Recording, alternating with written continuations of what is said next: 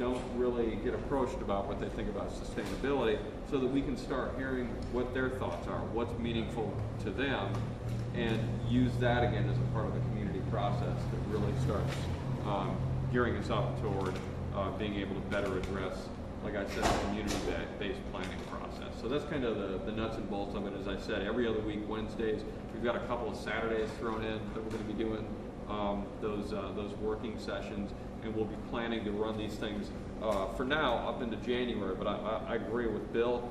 Any input that folks have, any areas that you think make obvious sense for us to include, well, we should do that now while we're planning this out. It's very much, you know, a citizen-driven process. I try to give it structure. I try to give it, you know, some financial support so we can go forward. But those are our goals that we bring to it, and a little bit of the planning process. That all makes sense? Any questions? Any finer details I can offer? I'd be glad to. I need to know, not specifically, the design model for the program. The participants, are they going to be coming at 5 o'clock and staying till 8, or is it going to be 3 days a week, 5 days a week? I'm asking that question so when I recruit people, I can recruit people based upon their availabilities and propensity to complete it. Yep. I understand the commitment is critical. So you'll see where it's laid out when I forward the schedule to everybody. But right now it's designed to start at 6 or 6:15.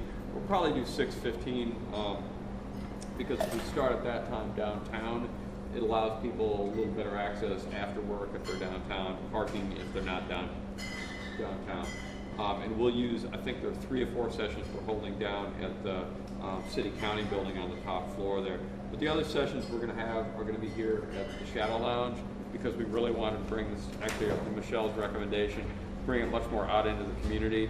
Thank you. And also, we're going to be able to have folks participate at the Kingsley Association too on a few days as well. So that's the general scope of the thing. So we're really just focusing on the East End. Well, right now I'm doing that because that's where we have resources, but my hope is, and I've been working with Kingsley on this, my hope is to get some support from 1 or 2 other organizations that will allow us to not just focus on the East End, but to maybe do elsewhere. You know, West Pittsburgh is one of those places I got in mind. Maybe the north side. I think there's a lot of opportunity to move these around elsewhere and do some of the same work.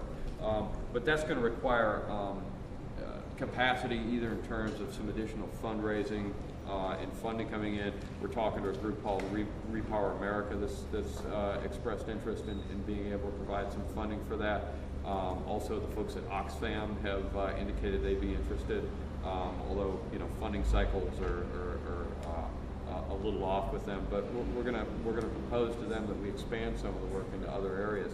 But beyond that, the capacity is going to entail getting people from communities. I mean, I would love to get 6 people from the West Pittsburgh neighborhoods who are hip to this and want to get engaged, because it's that human capacity more than anything else that we're going to need. Can I ask a question? You just did. You can ask it now. I was going to ask, in your design model, is it, I heard what Bill was saying, does it make sense for some of the fellows to partner with some existing initiatives like REMP, UGGC, or something like that, where they can actually drill down systemically with what's going on at the community level, and not adding on to something, but adding to something, adding value, and then there's a capacity for that to be sustained because it's already up and going, and those people can create synergy around what they're doing based upon what's already happening. Yeah, that's exactly the sort of thing that I had in mind as sort of sidebar projects that we could do. So Celeste has a goal of X number of equity monitors getting recruited and trained this year, and I hope that we can feed into that. Penn Future is doing certain work around House Bill 80 that is going to propose alternative energy legislation and standards for Pennsylvania. They'll want to do some stuff around that, so I'd love to be able to do that and figure out how we can have sort of side projects that people can approach. Ms. Coker?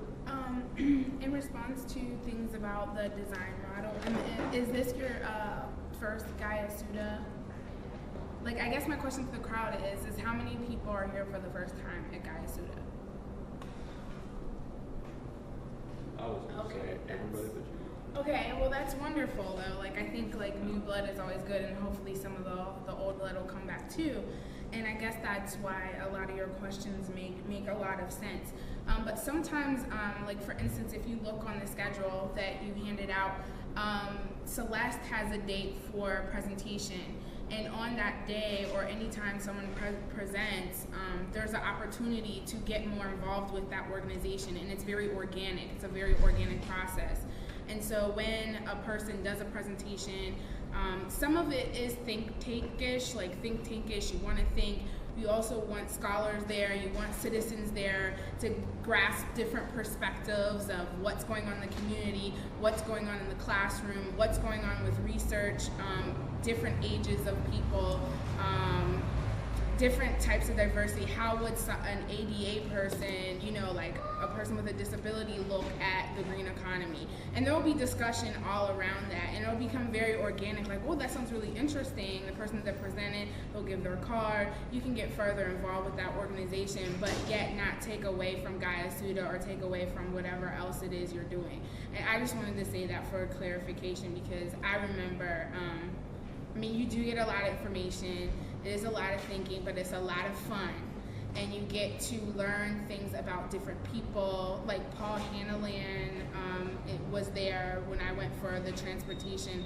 And the major thing is, when I just went to the Southwestern Pennsylvania Commission meeting for the Transportation Improvement Program, and I was telling Celeste about this, I promise you, everything that we talked about in the Guyasuta transportation now a couple years later is like common knowledge in the same format that we talked about here in a policy planning process, and with Bill Pedutos involved. So it's very engaging.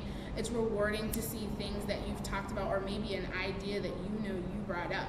You know, like bike racks on front of the bus here in Pittsburgh. And next thing you know, next year there's bike racks in front of the bus, maybe because you rose your hand, or as you might see later, put the dot up that has, you know, that idea. So, but I just wanted to say that as the, I guess, veteran or whatever. Seasoned veteran. You mentioned a schedule that had been given out. Yeah, I haven't actually I did that with my internal partners. I've got to do infill because I've confirmed some of the folks are going to be available and added some names where we didn't have them before.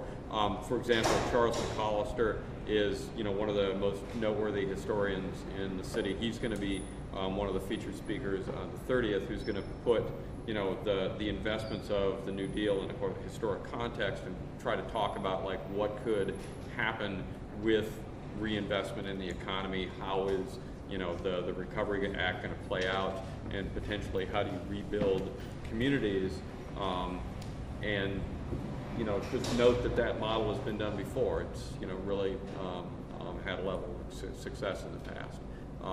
So he's going to talk a little bit about that, and I've filled in some of the other folks tentatively on the list. So I'm updating that, and then my plan was to circulate it amongst everybody who was here.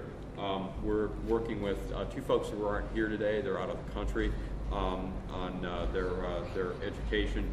They're at the Heinz School at Carnegie Mellon University, and they're going to be helping us. Kenneth Thorell and Andrew Kuriak are going to be the project managers this year. And actually would be remiss if I didn't also point out Laura's hanging out over there in the Troy Polamalu shirt. Laura Stanlin is our communications associate. She's helping us make sure that we get the word out and do all those good online things. And Mike Rhodes is a longtime friend, actually, and glad to have him in Pittsburgh, and is going to be helping us with sort of day-to-day administration on the project too. But I really want to make this a participatory process. When I send out the schedule that's updated, any input you have, questions about, like, I don't get why this is here, I really want to, you know, elicit that from you guys, and make sure that we fill it in so it makes sense to you guys. Because my sense is if I get your input, it's going to be a much more and sensible program for the people who come in, starting in the future weeks. Makes a lot of sense. You Yeah, got this 2 is so cents worth? useful. I mean, I was trying to figure out how can I pitch this? How can I make sure that we get 10 bee peppers or rent people